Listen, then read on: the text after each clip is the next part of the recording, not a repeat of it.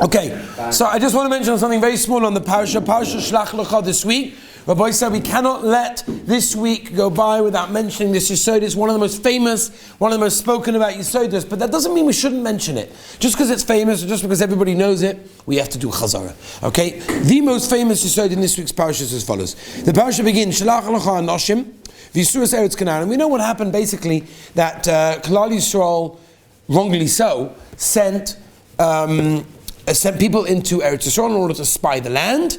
They came back and they said bad Lashon Hara, and because of that, and because Klal Yisrael cried, we have Tisha B'Av every single year. So it was a terrible, terrible thing for Klal Yisrael, there's no question about it. And one of the Yesodas that come out of this whole episode is what Rashi brings. Rashi brings as follows. Loma nismacha parshas meraglim le parshas Miriam. It says Rashi, and this is a Yesod to know in general, there's a smichas apsuka. In other words, the Torah doesn't put things randomly. Everything's put together with a specific reason and a purpose to teach us something. Rashi wants to know, what is the purpose that the Yesod of the Meraglim in this week's parasha was right after the Yesod of Miriam, which we know that Miriam spoke Lashon Hara. It's hard for us to say the words, but the Torah tells us, and Chazal explained to us, that Miriam on her level spoke some kind of Lashon Hara about her brother Moshe, and that caused Klal Yisrael to wait on the whole situation, the Bet Miriam, the whole matzav over there. What was the reason, what was the purpose that the Torah put them together? Says Rashi from Chazal, Lefi shenogsal iskei dibur shedibra bachia. She was smitten on what she spoke about her brother. They saw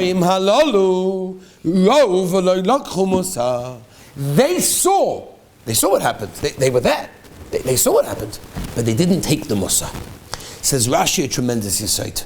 Says Rashi, the reason that the Torah tells us this right now is to tell us the Yesod that sometimes in life we see things, and things happen, and really what we need to do is change.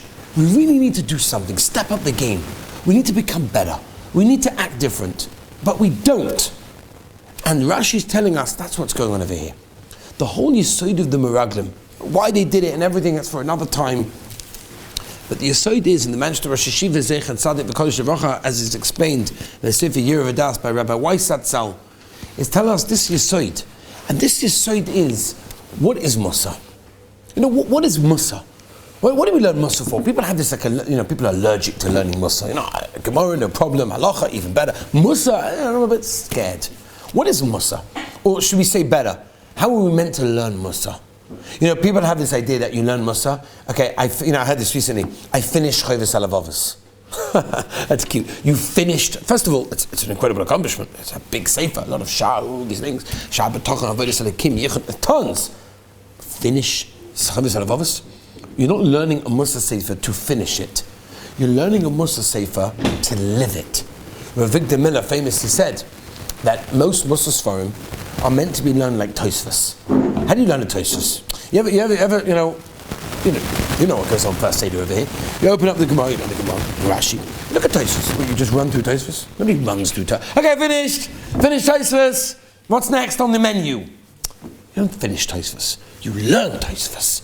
You figure out what was the question, what was the answer, what was bothering Tosfos. You go into the Amkus, into the depths of Tosfos, right? That's what it is. That's real learning. What's Mussar?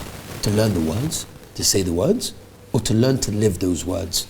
Rav Victor Miller writes that Mussar Sfarim, especially Sfarim like the Mesillas Yesharim, which he was talking about, are meant to be learned like a Tosfos. Every word is precious, and every word we have to sort of put into our lives. Mussar Sfarim, for example, the famous story of somebody that went to Nevada Yeshiva, and they asked the Mashgiach or the Rosh Yeshiva for some advice on something, and he told him, I have advice for you. Go to the Ezras Noshim, 12 o'clock tonight. That's interesting advice. So he goes 12 o'clock at night to the Ezras Noshim, and he hears, when he goes to the shul, but the Ezras Noshim is up there, he hears a voice, Chatoiv, Chatoiv, Chatoiv. He hears the voice again and again, Chatoiv, grab. The Gemara says grab, because this was like a chasana. Grab it. Again and again and again. Come on, man. Move on. Finish the page. Finish the parrot. What are you spending so long on one sentence? Who was that? That was the stapler. Stapler was saying it again and again and again. Why? Because he understood Mussar isn't just to be learned, to be finished. Mussar is to be put into our lives. And that, says Rashi, was the mistake that the Meraglim made. They saw what happened to Miriam. She spoke Lashon Hara. She said something bad. She looked negatively. That's what Lashon Hara is, right? They did the same thing. They walked into Eretz Yisrael and they saw negativity. They saw people dying, they saw giants, big fruit. This is terrible, we can't live here. It was all wrong, but that's not the point. The point is they had a negative look and they didn't learn the Mussar. Rabbi said the yesod of the parsha is that sometimes things happen, whether it is Meiron, whether it was Erev Shavuos, whether it's just things that happen through life, things that we hear. You know, the Rebbeinu Shalom sets up the world that when you hear something, let's say Rahman al, we heard the story the other day of the woman that was unfortunately nifta, she collapsed after sending her kids out. A terrible, terrible story, a tragic story of children that weren't able to say goodbye to their mother. Do you know what that means?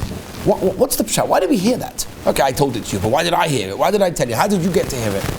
The Rebbeinu Shalom understood when he cheshboned out the world, and everything was cheshboned out and calculated in a way that you needed to hear it.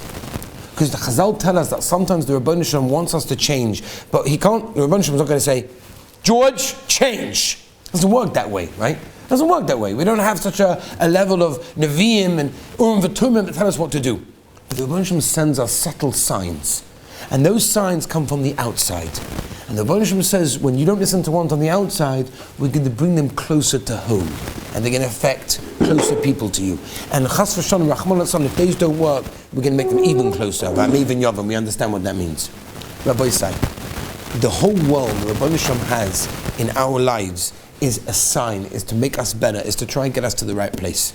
If we don't notice it, and we don't do something about it, we don't pick up and say, I'm positively going to change, I'm going to become different. I heard something terrible. You know something? Nebuch, a young woman tragically leaves the world. I have life. I'm going to have mincha better.